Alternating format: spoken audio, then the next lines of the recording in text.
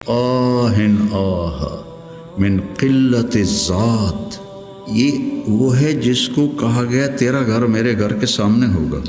وہ ایسے تڑپ رہے تھے جیسے سانپ کا ڈسا تڑپتا ہے، اور ایسے رو رہے تھے جیسے غموں کا مارا روتا ہے۔ اور لو کان بعدی نبی لکان عمر، سارے مرید ایک شخص مراد، کتنے بڑے آدمی۔ تو موت کی آہٹ محسوس کی تو عبداللہ بن عمر نے گود میں سر رکھا ہوا تھا، کہنے لگے عبداللہ میرا سر زمین پہ ڈال دے۔ انہوں نے سر زمین پہ رکھ دیا تو اپنا چہرہ زمین ایسے رگڑنا شروع کیا، ایسے ویل لک یا عمر ان لم یغفر لک ربک، یہ کہنا شروع کیا، ویل لک یا عمر ان لم یغفر لک ربک، ویل لک یا عمر، ویل لک ولامک یا عمر ان لم یغفر لک ربک۔ یہ کہتے کہتے جان نکل گئی۔ تو حضرت عائشہ روئے جا رہی تھی اور ان کی بڑی چادر آنسوں سے بھیگ چکی تھی، ساری چادر۔ جب وہ آئے تو کہنے لگے اماں جان آپ کیوں رو رہی ہیں؟ آپ کے اور نبی کی ملاقات میں صرف اتنی دیر ہے کہ یہ جان نکلے اور آپ اللہ کے رسول کے پاس پہنچ جائیں۔ کہنے لگے عبداللہ مجھے دھوکہ نہ دے، کاش میری ماں نے مجھے جنا ہی نہ ہوتا۔ اپنی ذات کو نہ بھولو، اپنی ذات کو سامنے رکھو گے تو آپ ترقی کرو گے، اپنی ذات کو بھلا دو گے اور عیب پکڑتے پکڑتے، کمیاں پکڑتے پکڑتے آپ کو اپنا آپ بھول جائے گا۔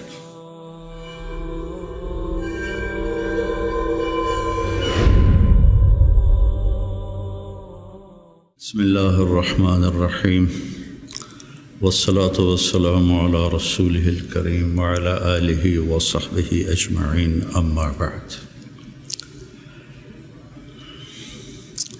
انبیاء کی محنت اور تحریک میں فرق ہے بہت واضح اور بڑا۔ تحریک میں اپنی ذات سے صرف نظر ہوتا ہے اور اوروں کو سامنے رکھ کر نظام بنتا ہے۔ انبیاء کی محنت میں اپنی ذات کی طرف ساری محنت ہوتی ہے اور اس کے ساتھ ساتھ اوروں پر محنت ہوتی ہے۔ امرت ان اکون اول من اسلم،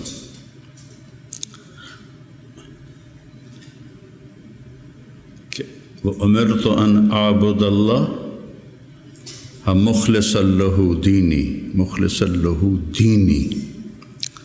تو نبیوں کی محنت میں ذات نشانہ ہوتی اور تحریکوں میں دوسرے نشانہ ہوتے۔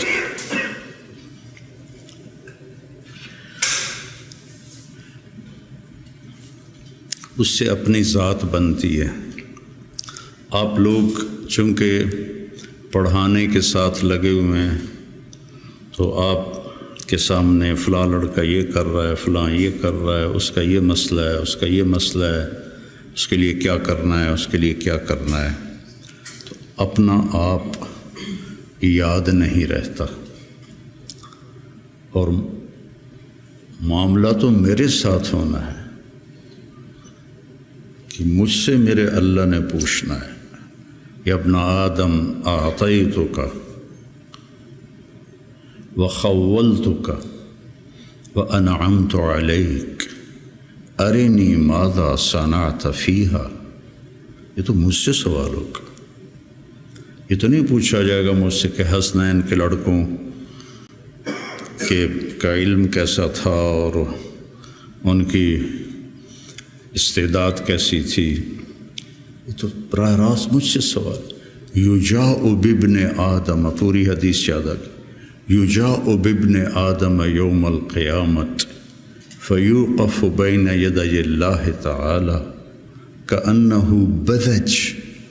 بذج کا مطلب جانتے ہیں؟ بکری کا بچہ جو نوزائید ہوتا ہے، پیدا ہوتے ہی وہ کھڑا ہوتا ہے تو اس کی ٹانگیں کانپتی ہیں ایسے ایسے، چونکہ ٹانگوں میں جان نہیں ہوتی، تو پھر وہ ایسے ایسے کانپتا ہے، پھر گر پڑتا ہے۔ یہ تو ہم گاؤں میں رہتے ہیں، ہم نے کئی دفعہ دیکھا۔ پھر کھڑا ہوتا ہے، پھر گر جاتا ہے۔ اس عمر کے بکری کے بچے کو بذج کہتے ہیں، فَكَأَنَّهُ بذج، ایسے ہو رہا ہوگا تو لگائے گا یا ابن آدم آتیتک وخولتک وانعمت علیک ارنی ماذا صنعت فیہا لا تزال قدم عبد حتی یسأل عن اربع ہے نا؟ یہ سب آپ کے متعلق یہ سارا فرمان ہے، اور میرے متعلق یہ سارا فرمان ہے۔ تو میں اگر ناکام ہو گیا تو مجھے کیا فائدہ اس ادارے کا، اس شہرت کا، اس واہ واہ کا، مجھے کیا فائدہ ہو؟ اور میں اگر کامیاب ہو گیا تو میرا کیا نقصان ہے؟ ابو ذر رضی اللہ عنہ کو ایک آدمی نے گالیاں دی، کہنے لگے بیٹا ان امامی عقبۃ قعود، میرے سامنے ایک بڑی زبردست گھاٹی ہے، ان جزتها فلا ابالی بما تقول، اگر میں وہ گھاٹی پار کر گیا تو مجھے تیری گالیوں کی کوئی پرواہ نہیں، ان حویت فیہا فانا احق بما تقول، اور اگر میں اس میں گر گیا تو جو تو کہہ رہا ہے میں اس کا واقعی حقدار ہوں۔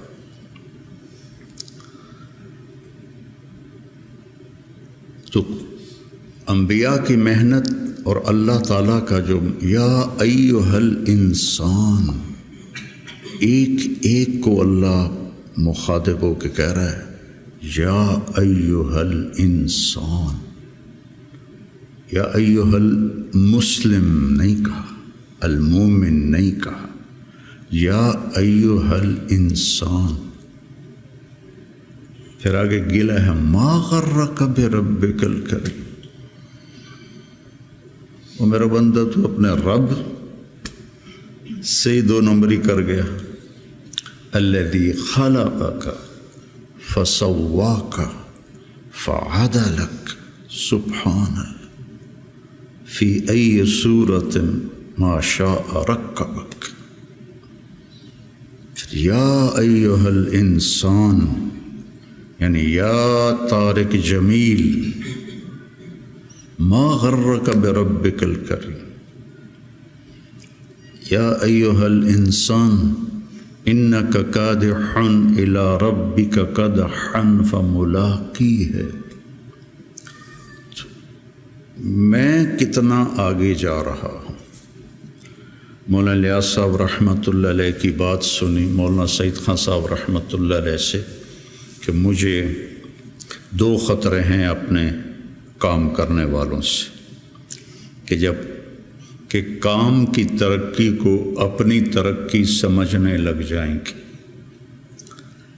اتنی جماعتیں نکل گئیں، اتنی مسجدوں میں گشت شروع ہو گیا، اتنے سے روزے لگنے لگ گئے، اتنے سال کی جماعتیں نکل گئیں، یہ تو کام کی ترقی ہے، میری ترقی کتنی ہے؟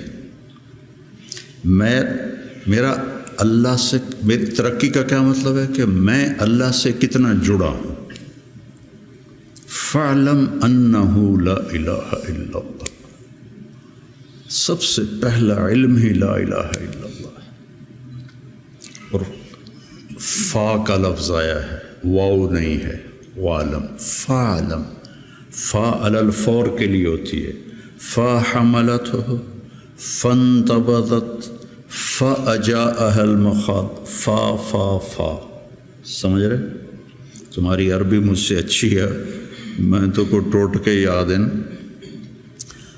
فحملتہ فوراً حمل، فانتبذت بہ مکانا قصیا، فوراً دوڑ کے دور گئی، فَأَجَاءَهَا الْمَخَاضُ، فوراً درد ذیل ہوا اور بچہ پیدا ہو گیا۔ فَعْلَمْ، سب سے پہلا، سب سے علی الفور ہے اللہ کو پہچان، اپنے اللہ کو پہچان۔ عبد الرحمن ابن عوف نے آ کر کہا ابو بکر رضی اللہ عنہ سے، اللہ کو کیا جواب دو گے جو تو عمر کو خلیفہ بنا کے جا رہے، جو اتنا شدید ہے اور سخت ہے؟ آپ نے کہا انا اعلم بربی منک، میں تم سے زیادہ اپنے رب کو جانتا۔ سبحان اللہ، انا اعلم بربی منک۔ وہ جو 3 لوگوں نے کہا تھا میں شادی نہیں کروں گا، میں رات نہیں سوؤں گا، اور میں روزہ نہیں چھوڑوں گا، تو ان سے آپ نے کہا انا اعلم بربی منکم۔ تو میرے عزیزو، علم کی منتہا ہے اللہ۔ یا ابن آدم اطلبنی تجدنی، وعدہ ہے، فإن وجدتنی وجدت كل شيء وإن فتنی فاتک كل شيء وأنا خیر لک من كل شيء۔ پھر بڑے لوگوں سے تعلق بنانا پڑتا ہے اور پہل اپنی طرف سے کرنی پڑتی ہے، اور کبھی خوشامد کرنی ہوتی ہے، کبھی ہدیے دینے ہوتے ہیں، کبھی جھوٹی سچی ان کی تعریفیں کرنی پڑتی ہیں۔ اور یہاں سب سے عظیم، سب سے بڑا پہل کر چکا ہے، عجب بات کہ غنی عن العالمین، فإن تکفروا فإن اللہ غنی عن العالمین۔ اور جو اتنا بڑا ہو، جس کو کسی کی بھی ضرورت نہیں، اتقى قلب رجل واحد ما زاد فی ملکی شیئا، افجر قلب رجل ما نقص فی ملکی شیئا، لن تبلغوا ضری فتضرونی ولن تبلغوا نفعی فتنفعونی۔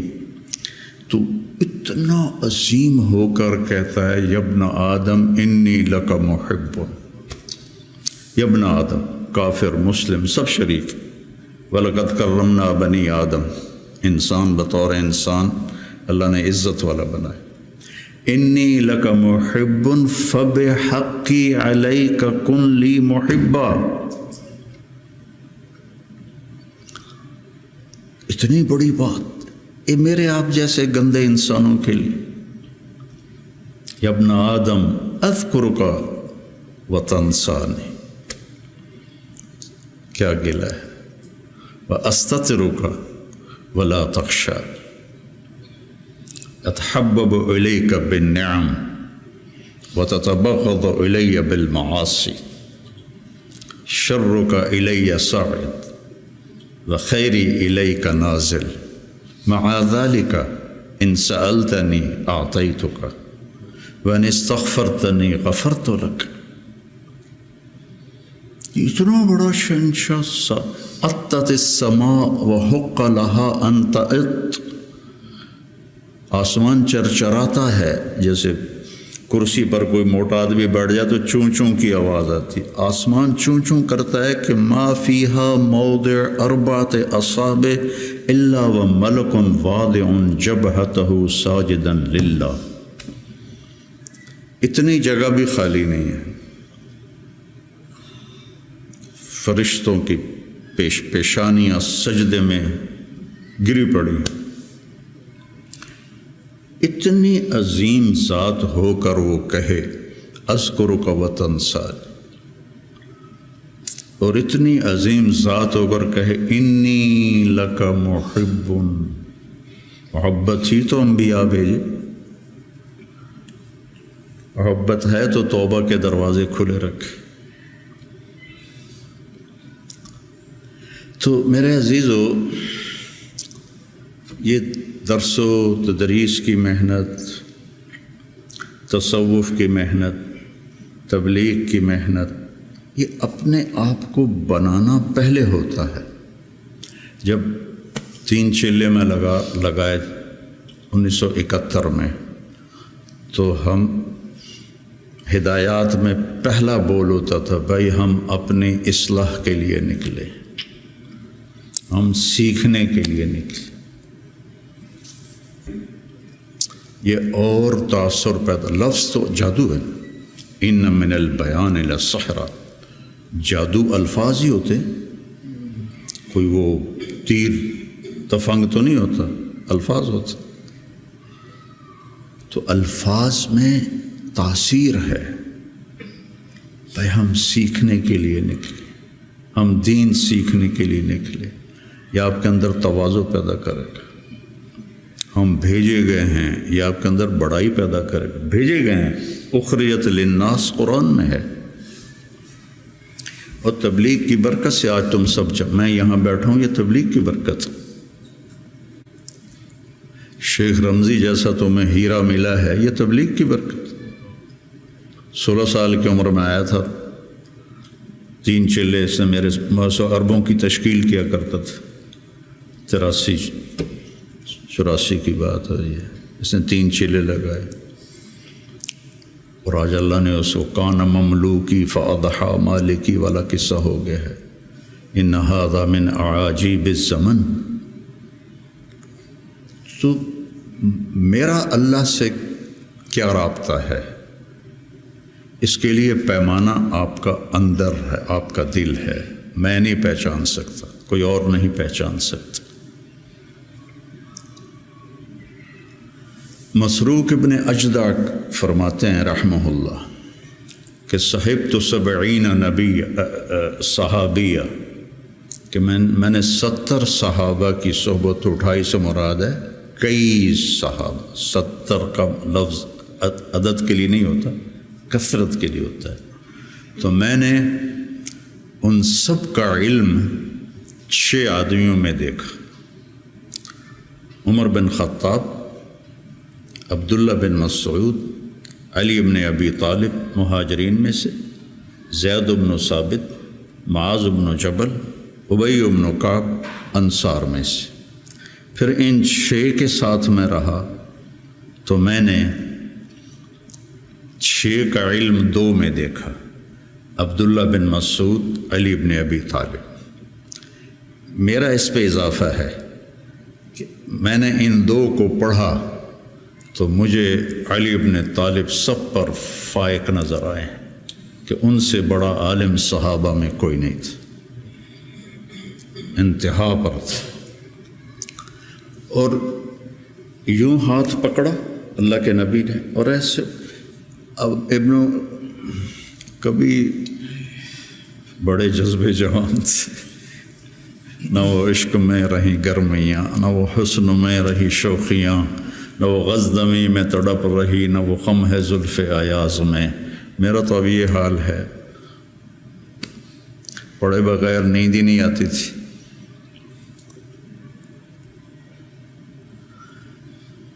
سب سے زیادہ حضرت علی کے فضائل ہیں، سب سے زیادہ مرتبہ وہی ہے جو اہل السنت والجماعت کا ہے، لیکن آپ پڑھیں البدایہ والنہایہ، جب ترجمہ کا لفظ آتے ہیں تو سب سے زیادہ حضرت علی رضی اللہ عنہ کے فضائل ہیں، اور یہ فضیلت ان کی بڑی بلند و بالا ہے۔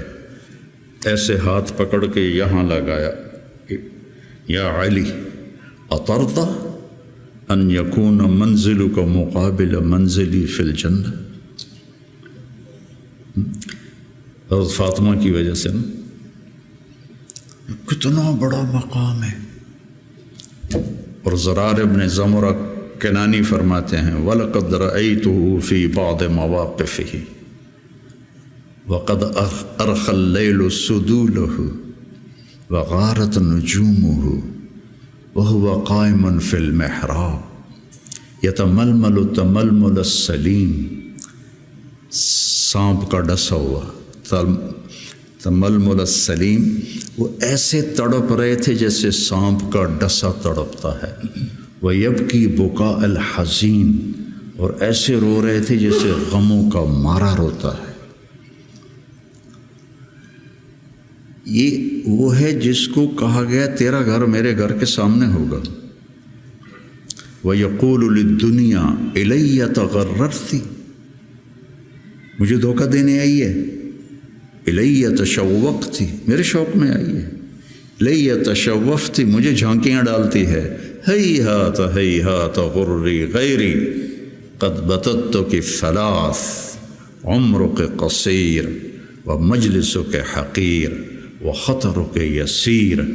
یہ جملہ اگلا سنانا تھا، آہن آہ من قلت الذات وبعد السفر ووحشت الطریق۔ اللہ اکبر، کون شخص یہ کہہ رہا ہے؟ قلت الذات، نبی کے گھر کے سامنے گھر قلت الذات سے ہو سکتا؟ بعد السفر ووحشت الطریق، اللہ اکبر۔ اور علم ایسے تھا کہ یتفجر العلم من جوانبہ وتنطق الحکمت من نواحیہ۔ اس جملے کو، یہ میں آپ کو آج سے کوئی 40 سال پہلے حیات الصحابہ پڑھی تھی، اور اس میں یہ علی کی رضی اللہ عنہ کی صفات کو میں نے یاد کیا تھا، تو آج آپ کی برکت سے وہ زبان پہ آ گئی ہیں۔ ان کے روئیں سے علم کے چشمے پھوٹتے تھے، اور حکمت نے ان کو گھیرے میں لیا ہوا تھا۔ میں نے یاد بھی کیا، میں نے ترجمے بھی کیے، لیکن اس کو حقیقی طور پر میں سمجھا، گلگت جا رہے تھے تو راستے میں بڑے خوبصورت مناظر آتے ہیں، چلاس پر تو پھر کالے پہاڑ شروع ہو جاتے، اس سے پہلے بڑے خوبصورت مناظر آتے، پہاڑوں سے ایسے چشمے گر رہے ہوتے۔ تو ایک پہاڑ سے گزرے نا، تو اس میں سے چشمے بہت سارے گر رہے تھے ایسے۔ تو ایک دم مجھے یہ جملہ سمجھ میں آیا کہ میں نے گاڑی رکوا لی، میں نے کہا یار وکھن دو، میں ان کو ایسے دیکھ رہا تم یتفجر العلم من جوانبہ، پہاڑ کے پتھروں سے چشمے نکل رہے تھے 15-20، تو انہوں نے پورے پہاڑ کو خوبصورت بنا دیا تھا۔ اب تصور کرو اگر اس پہاڑ کے ہر پتھر سے چشمہ پھوٹ رہا ہو تو کتنا خوبصورت ہوگا۔ علی کو اس جملے میں پہاڑ دکھایا گیا ہے، اور اس کے ایک ایک پتھر سے علم کے چشمے نکل رہے ہیں، اس کے ایک ایک روئیں سے علم کے چشمے نکل رہے ہیں۔ وہ کیا چیز ہوگی؟ اور حکمت زبان کا بول ہے، من یؤت الحکمت فقد اوتی خیرا کثیرا، اور ان کو حکمت نے چاروں طرف سے گھیرے میں لے لیا ہے۔ صرف ان کی زبان کا فعل نہیں رہا حکمت، بلکہ پورے وجود نے حکمت کا لباس پہن لیا ہے۔ اور پھر وہ کہتے ہیں قلت الذات بعد السفر وحشت الطریق، اور لو کان بعدی نبی لکان عمر۔ اب مسجد میں داخل ہوئے تو آپ کے ادھر ابو بکر تھے، ادھر عمر تھے رضی اللہ عنہ، سامنے صحابہ بیٹھے تھے۔ آپ نے ان سے فرمایا دیکھ رہے ہو، ہاکذا نحشر یوم القیامہ، میں قیامت کے دن ایسے اٹھوں گا، میرے سیدھے ہاتھ ابو بکر ہوگا، الٹے ہاتھ عمر ہوگا۔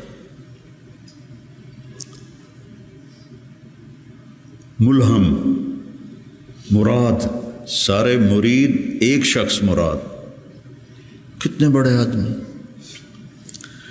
تو صحابہ نے مشورہ کیا کہ فتوحات ہو گئی ہیں، قیصر اور کسریٰ کے خزانے مدینے میں آ گئے ہیں، اور عمر کا وہی حال ہے، وہی مجاہدہ ہے، وہی مشقت ہے، تو اب اسے نرم روٹی کھانی چاہیے۔ حضرت عمر کی روٹی کوئی کھا نہیں سکتا تھا، اٹک جاتی تھی گلے میں، اتنی سخت ہوتی تھی۔ تو انہیں لباس بھی، بڑے بڑے وفود آتے ہیں تو انہیں لباس بھی اچھا پہننا چاہیے، اور کوئی اب خادم رکھ لیں، اتنے غلام ہیں، کوئی خادم اپنی خدمت کے لیے رکھ لیں۔ یہ کون مشورہ کر رہے ہیں؟ زبیر بن عوام، طلحہ بن عبید اللہ، سعد بن ابی وقاص، عبد الرحمن بن عوف، علی بن ابی طالب، ابو عبیدہ بن جراح، 6 اصحاب عشرات المبشرہ میں سے 6 آدمی یہ مشورہ کر رہے ہیں۔ حضرت علی نے کہا مانے گا نہیں، جو تم مرضی کر لو۔ حضرت علی نے کہا نہیں مانے گا، کہا نہیں ہم انشاءاللہ منوائیں گے، ہم خود نہیں جاتے، ہم حضرت عائشہ کو بھیجتے ہیں اور حضرت حفصہ کو بھیجتے ہیں، دونوں امہات المومنین ہیں اور ایک بیٹی ہے، تو ان کی ضرور مانیں گے۔ تو یہ دونوں تشریف لائیں اور متکلم بنی حضرت عائشہ، کامر المومنین آج آپ سے ایک بات کرنی ہے۔ کہنے لگے کہو۔ کہنے لگے اللہ کے رسول کے دور میں نہ دنیا آئی، نہ اللہ کے نبی نے دنیا کا ارادہ کیا، تو وہ مشقت میں گزر گئے۔ میرے باپ ابو بکر کے دور میں دنیا کی فتوحات نہ آئیں، نہ انہوں نے ارادہ کیا، وہ بھی گزر گئے۔ اب اللہ نے آپ کے لیے دنیا مسخر کر دی ہے اور لہر بہر ہے، اور آپ کا وہی حال ہے۔ آپ کچھ نرمی کریں۔ وہ جو پچھلی باتیں انہوں نے کہیں، غلام رکھیں، اچھے کپڑے پہنیں، بڑے بڑے وفد آتے ہیں، نرم کھانا کھائیں، نرم بستر استعمال کریں۔ اور عمر کا رنگ بدلنا شروع ہو گیا۔ تو حضرت حفصہ دیکھ رہی تھے بے ابا گیا چھت نال، تو جب حضرت عائشہ خاموش ہوئی تو کہنے لگے یہ بتاؤ تمہیں یہ کس نے بھیجا ہے؟ تو کہنے لگی پہلے کوئی ہاں نہ کرو تو پھر ہم بتائیں گے۔ کہنے لگے اگر مجھے پتہ چل جائے نا کہ تمہیں کس نے بھیجا تو میں مار مار مار کے ان کے چہرے لہو لہان کر دوں۔ پھر فرمانے لگے حفصہ تو گھر والی ہے نا، یہ بتا کبھی اللہ کے نبی نے 2 ٹائم کھانا کھایا؟ زندگی میں کبھی 2 وقت کھانا کھایا؟ وہ کہنے لگی نہیں۔ فرمانے لگے صبح کھاتے تھے تو شام نہیں کھاتے تھے، شام کو کھاتے تھے تو صبح نہیں کھاتے تھے، کہ جی اللہم نعم۔ ایک دفعہ تو نے ایک چھوٹے سے میز پر کھانا رکھ کے دیا تھا، تمہیں یاد ہے؟ تو اللہ کے نبی نے اٹھا کے زمین پہ رکھ لیا تھا اور کہا تھا آکل کما یاکل العبد، کہ جی اللہم نعم۔ تمہیں یاد ہے اللہ کے نبی کا ایک ہی جوڑا ہوتا تھا اور اسے وہ خود دھوتے تھے، اور بعض اوقات وہ خشک نہیں ہوتا تھا اور بلال آ جاتے یا رسول اللہ الصلاۃ، تو آپ کہتے ابھی میرے کپڑے خشک نہیں ہوئے، یہاں تک کہ نماز تاخیر ہو جاتی تھی اور آپ وہ خشک ہو کر اس کو پہن کے جا کے نماز پڑھاتے تھے۔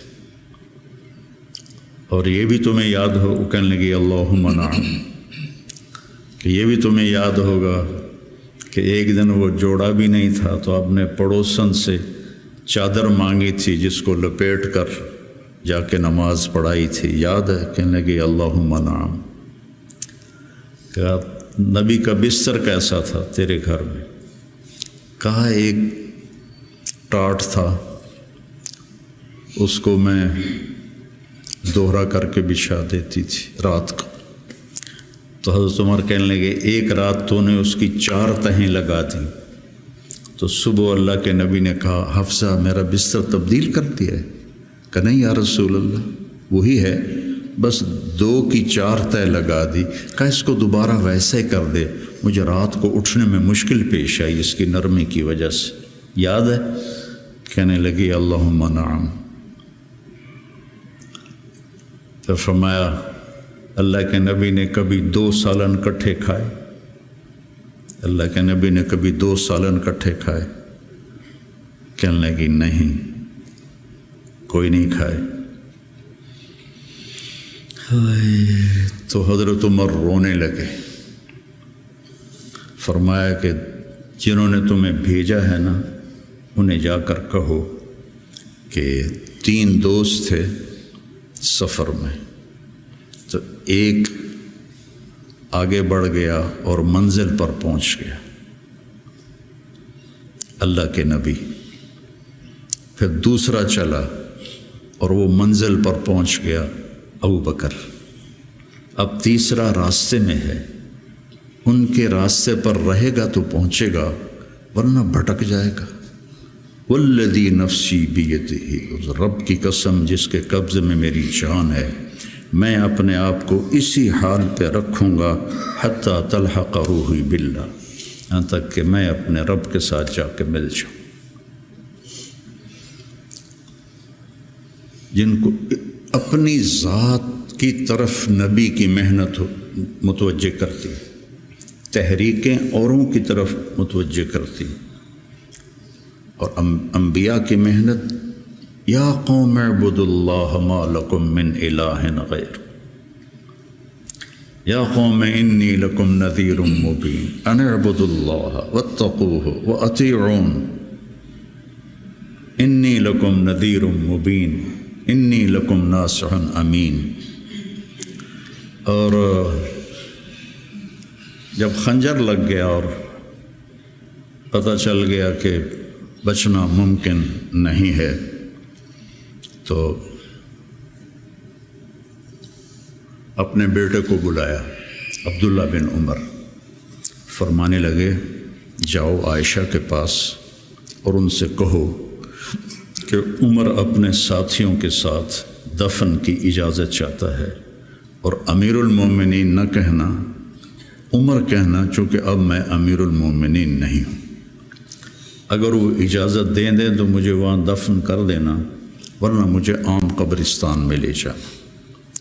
عبداللہ بن عمر رضی اللہ تعالیٰ عنہ تشریف لے گئے تو عائشہ رضی اللہ عنہ بیٹھی رو رہی تھی، تو انہوں نے عرض کی، اماں جان، میرا باپ عمر بن خطاب اپنے ساتھیوں کا قرب چاہتا ہے۔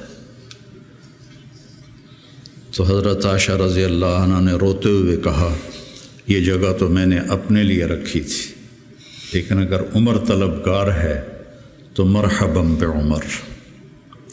واپس آئے، کہا ابا جان ابشر قد اذنت، اجازت ہو گئی۔ کہا بیٹا ممکن ہے میرے شرم میں کہا ہو، جب میں مر جاؤں پھر دوبارہ میرا جنازہ لے جانا اور باہر رکھ دینا، اور پھر ایک دفعہ دوبارہ پوچھنا، اگر اس وقت اجازت ملے پھر مجھے اندر لے جانا۔ اتنے میں حضرت علی آئے تو بڑے گھبرائے ہوئے تھے، تو حضرت علی نے پوچھا اتخاف من الموت؟ کہا نہیں، الذی بعد الموت، الذی بعد الموت۔ جس ہستی نے 22 لاکھ مربع میل میں اسلام پھیلایا، تو کہنے لگے ڈرو نہیں، میں نے کئی دفعہ سنا کہ اللہ کے نبی نے کہا خرج تو انا و ابو بکر و عمر، دخل تو انا و ابو بکر و عمر، جی تو انا و ابو بکر و عمر، و سیدہ کہول اہل الجنہ ابو بکر و عمر۔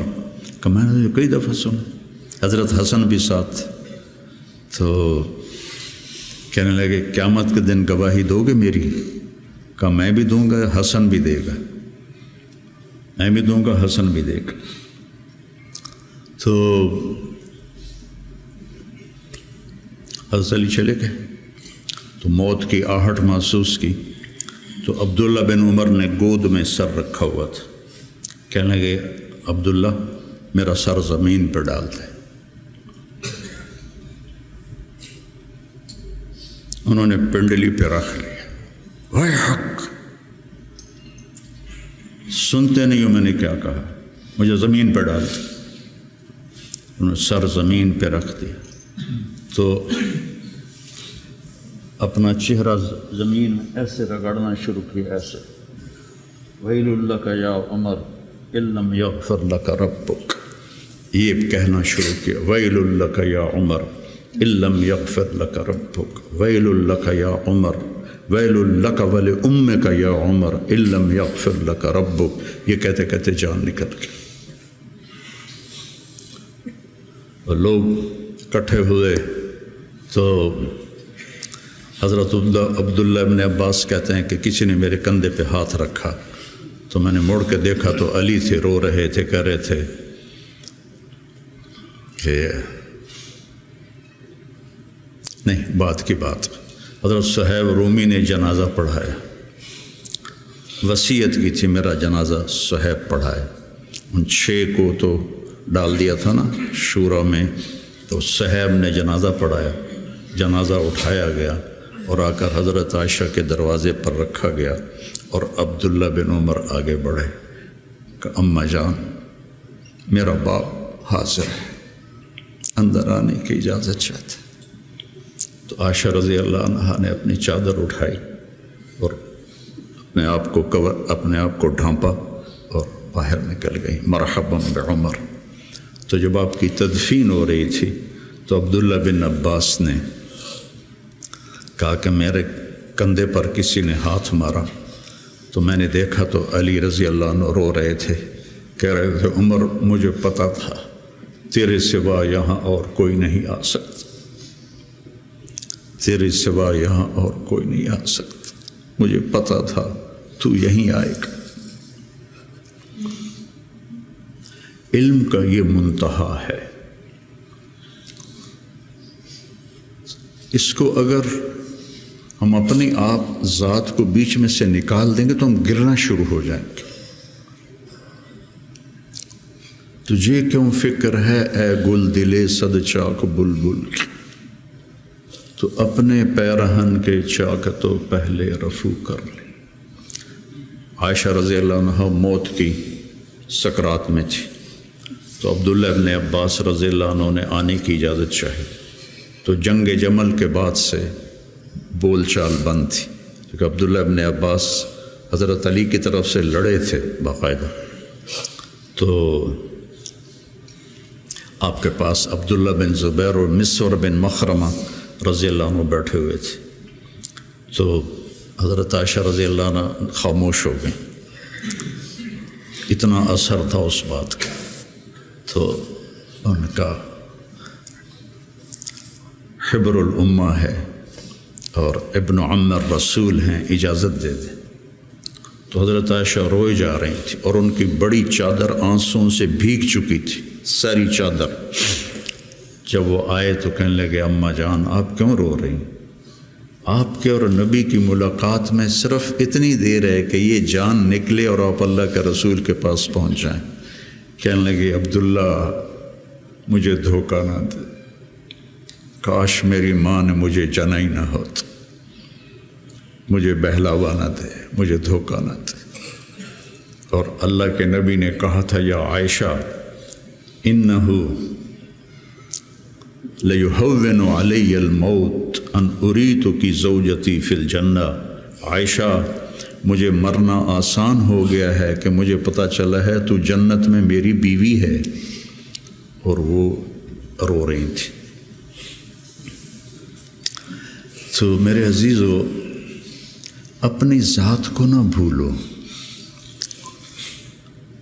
اپنی ذات کو سامنے رکھو گے تو آپ ترقی کرو گے، اپنی ذات کو بھلا دو گے اور عیب پکڑتے پکڑتے، کمیاں پکڑتے پکڑتے آپ کو اپنا آپ بھول جائے گا۔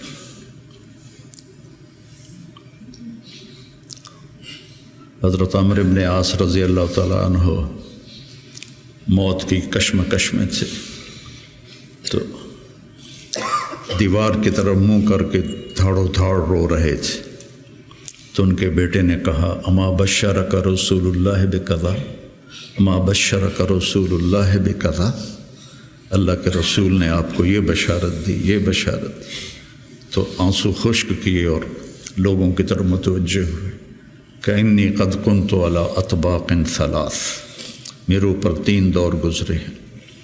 ایک تھا جب میں کافر تھا، اور اگر میں اس وقت مر جاتا تو سیدھا جہنم میں جاتا۔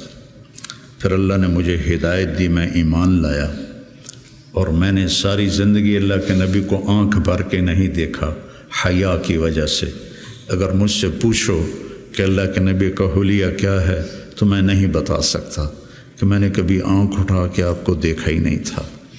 اگر اس وقت میں مر جاتا تو میں جنت میں جاتا۔ اس کے بعد ہم پر دنیا کھل گئی اور ہم نے کیا جو کیا، اب پتہ نہیں آگے میرے ساتھ کیا ہونے والا ہے۔ پھر اسے ہاتھ اٹھائے، اللہم لا بری فاعتذر ولا قوی فانتصر ولا مستنکر بل مستغفر۔ یہ دعا میں روز مانگتا ہوں۔ اللہم لا بری فاعتذر ولا قوی فانتصر ولا مستنکر بل مستغفر، لا الہ الا اللہ، لا الہ الا اللہ، لا الہ الا اللہ کہتے کہتے روح پرواز کر کے۔ تو میرے عزیزو، ہم سب بڑے خوش قسمت ہیں، ہم ایک بہت عالی محنت میں لگے۔ اللہ نے ہم پر کرم کیا ہے، اللہ نے ہم پہ احسان کیا ہے۔ اس میں ترقی کی تو کوئی انتہائی کوئی نہیں۔ اللہ کو پا لینے کی جستجو نہ ختم ہونے والا سفر ہے۔ چونکہ اللہ کی حد، میں گاؤں سے چلا فیصل آباد 1.5 گھنٹے میں پہنچ گیا، منزل آ گئی، لیکن اللہ کی کوئی حد نہیں۔ جتنا اس کو پاؤ گے اتنا کھویا ہوا محسوس کرو گے، انتہائی کوئی نہیں۔ یہ وہ سفر ہے جس کی کوئی حد نہیں ہے۔ عبث ہے جستجو بحر محبت کے کنارہ کی، بس اس میں ڈوب ہی جانا ہے اے دل پار ہو جانا۔ تو میری گزارش ہے، اپنے ذات، اپنے آپ اخلاق پہ نظر رکھو، اپنے اعمال پہ نظر رکھو، عبادت کا ذوق پیدا کرو، قرآن کا ذوق پیدا کرو۔ میں کتنی تکلیف میں ہوں، اب تو میں بیکار گھر پہ بیٹھا ہوں، لیکن جب میں ایسے پہیے کی طرح گھوم رہا تھا تو میں 50 60 100 نفل روزانہ پڑھتا تھا، کہ میری اب بھی پڑھتا ہوں۔ آج وہاں سے چل کے یہاں میرے 50 نفل نہیں قضا ہوئے، کہ یہ میری ضرورت ہے کہ وسجد وقترب، نماز اللہ کے قریب کرتی ہے۔ وسجد وقترب، نماز پڑھ اور اللہ کے قریب ہو جا۔ زبان پہ نظر ہو، آنکھوں پہ نظر ہو، کانوں پہ نظر ہو، اور اس میں سارے دین کے کام خیر کے ہیں، لیکن میرے عزیزو، ہم اخریت للناس ہیں۔ ساری کمیوں کے باوجود تبلیغ کی، ابھی بھی بننے کے لیے بہترین راستہ ہے۔ چھٹیوں میں آپ اپنا چلہ قضا نہ کیا کر، مجھے تکلیف ہوتی، کیونکہ میرا جگر دل چیر کے دیکھو تو تبلیغ کے سوا کچھ نہیں۔ میں عملی طور پر نہیں جا سکتا، لیکن یہاں اس مبارک محنت کے سوا اور کچھ نہیں۔ میں آپ سے بھی یہ چاہتا ہوں، آپ کی کیفیات بچوں کی طرف منتقل ہوں گی۔ جب آپ کے اندر سے تبلیغ کی عظمت نکلے گی تو آگے کیسے منتقل ہوگی؟ کتنے مشائخ آئے، اس طرح عالم میں تبدیلی کوئی نہیں لا سکا۔ کتنے خیر کے کام ہوئے، اس طرح عالم میں تبدیلی کوئی نہیں لا سکا۔ بنو امیہ کے حکام ظالم تھے، لیکن دعوت کی وجہ سے دین تو پھیلتا رہا۔ ولید بن عبد الملک کان جباراً، جو اس کے بارے میں لکھا ہے ابن کثیر نے کان جبار، معمولی باتوں پہ گردنیں اڑا دیتا تھا، سب سے زیادہ اسلام اس کی زندگی میں پھیلا۔ اور یزید بن معاویہ رضی اللہ تعالیٰ، اس کے زمانے میں شمالی افریقہ فتح ہوا ہے۔ عقبہ ابن نافع رضی اللہ تعالیٰ عنہ نے الجزائر کو فتح کیا اور مراکش کو فتح کیا۔ تونس حضرت عثمان کے زمانے میں فتح ہو گیا تھا۔ عبداللہ بن ابی سرح رضی اللہ تعالیٰ عنہ نے تونس کو فتح کیا تھا۔ تو ادھر یزید بیٹھا ہوا ہے، لیکن دعوت میں نکلنے والے تو مخلص تھے۔ تو میں تھا مسجد میں، تو میرے پاس 2 جماعتیں آئیں پٹھانوں کی، پیدل چل رہی سال کی، کہ جی 6 تاریخ کو ہمارا جوڑ ہے، آپ تشریف لائیں۔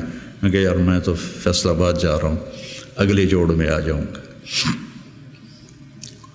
کوئی تحریک، کوئی پیر، کوئی بزرگ اپنے مریدوں کو یہاں تک نہیں لا سکا کہ سال کے لیے پیدل چلے جائیں۔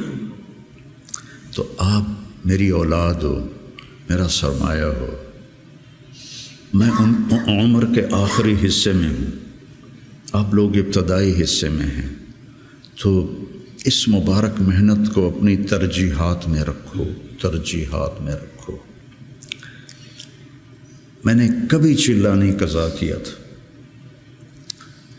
ایک آدھ چلہ میرا بیماری کی وجہ سے قضا ہوا، اور اب 4-5 چلے سر درد اور کچھ اور عوارض لاحق ہو گئے، ورنہ میں جو بھی ہوتا تھا میں چلہ نہیں چھوڑتا تھا کہ میری ضرورت مجھے کرنا ہے۔ عام انسانوں کی طرح زندگی گزارو اور اپنے اللہ کو اپنے سامنے رکھ کے چلو، تو انشاءاللہ اللہ آپ کو ترقی دے گا، اللہ آپ کو بلندیاں دے گا۔ ہماری تو شام ہونے والی ہے، آپ لوگوں کی صغیر ہے، ہمارے لیے صدقہ جاریہ بنو، ہماری قبروں کی ٹھنڈک کا ذریعہ بنو۔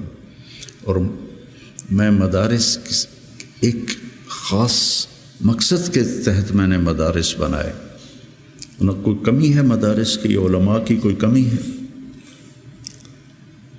ایک اخلاق والی نسل تیار، ایک قرآن سے شغف والی نسل تیار، عربیت ان کا خاصہ ہو، قرآن ہو، سیرت ہو، عربیت ہو، اور اچھے اخلاق ہو، اور تبلیغ کا جذبہ ہو، دنیا میں پھرنے کا جذبہ ہو۔ تو اللہ تعالیٰ ان کو دیکھو، آج میں نے جب شروع کیا تھا تو اتنی تنقید سنی، گالیاں تک، اور اب رائمنڈ میں اعلان ہوتا ہے حسنین کے علماء کی طرح۔ یہ میرے لیے شرف ہے، حسنین کے علماء کی طرح، کتنی بڑی میرے لیے یہ اعلیٰ درجے کی بات آپ سب کے لیے۔ تو اس لیے بچوں اپنے آپ کو دیکھتے ہوئے چلو، چھٹیوں کا چلہ قضا نہ کرو۔ مولانا احسان صاحب ایک دفعہ چھٹیوں میں چلے گئے ساؤتھ افریقہ، وہاں شیخ اب مولانا زکریا صاحب وہاں گئے ہوئے تھے، تو انہوں نے چھٹیاں ان کے پاس گزاری، واپس آ کے چلہ لگایا، واپس آ کے چلہ لگایا۔ میں رائمنڈ میں اس وقت پڑھتا تھا، انہوں نے اس کو کافی نہیں سمجھا۔ تو اپنے بننے کے اسباب میں سستی نہ کرو، ٹھیک ہے نا؟